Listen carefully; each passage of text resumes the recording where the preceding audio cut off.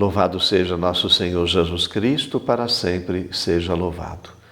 Caríssimos irmãos, nós acompanhamos Jesus no Evangelho de São Lucas, nesse tempo comum.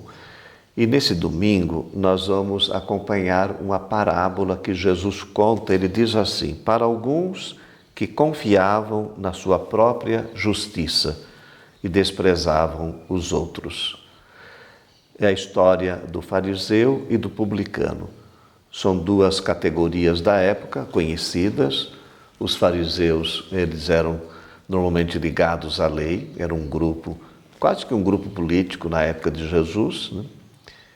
Extremamente rigorosos, né? E o publicano, que era um cobrador de impostos.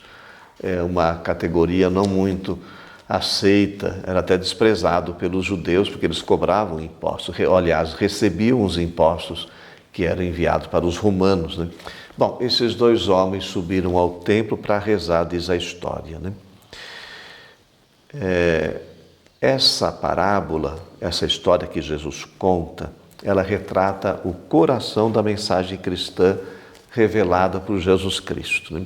Que é a passagem da vida de pecado para a vida nova de graça. E essa passagem, ela é uma ação gratuita de Deus. Havia um termo que se utilizava na época da retribuição. O que significa isso?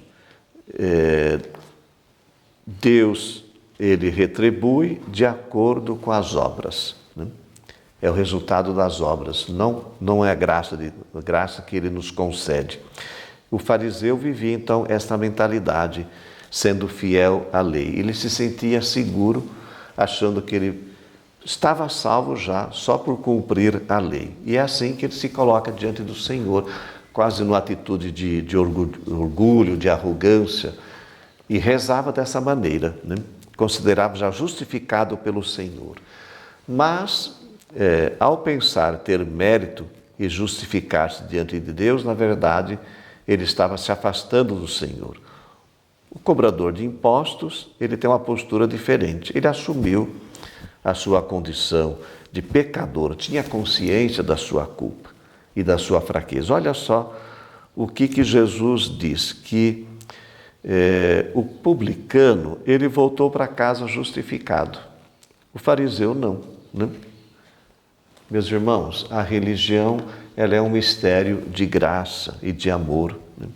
É um ato gratuito que brota da misericórdia de Deus. Nós somos justificados por Jesus Cristo, por Ele ter morrido na cruz. E isso é uma ação gratuita da parte de Deus.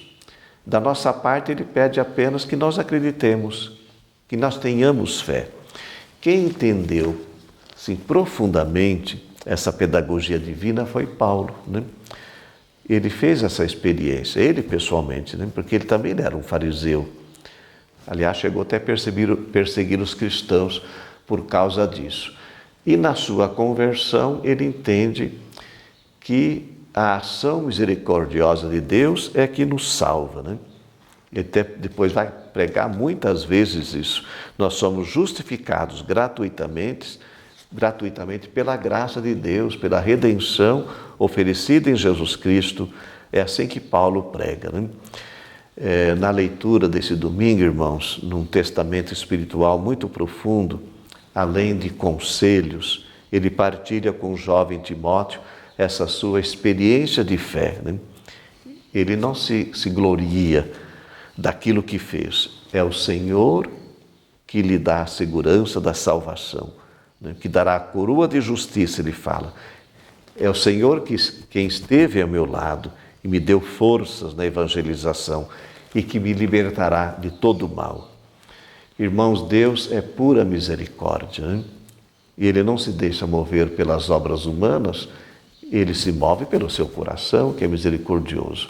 É claro que as obras são importantes, mas elas não vão comprar a graça de Deus.